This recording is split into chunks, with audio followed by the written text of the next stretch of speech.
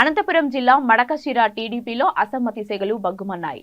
Madakasira assembly అభ్యర్థి మార్పుపై ఆగ్రహించిన కొందరు తెలుగుదేశం పార్టీ నేతలు బ్యానర్పై ఉన్న చంద్రబాబు ఫోటోను చెప్పులతో కొట్టారు. తాజాగా మడకశిర అసెంబ్లీ అభ్యర్థిని మార్చారు చంద్రబాబు. నేడు డాక్టర్ సునీల్ బదులుగా ఎంఎస్ రాజుకు టీడీపీ తరపున ఆయన బి ఫామ్ ఇచ్చారు. దీంతో అధినేత చంద్రబాబు వైఖరిపై మండిపడ్డ డాక్టర్ సునీల్ వర్గీయులు టీడీపీ బ్యానర్లను ధ్వంసం చేశారు.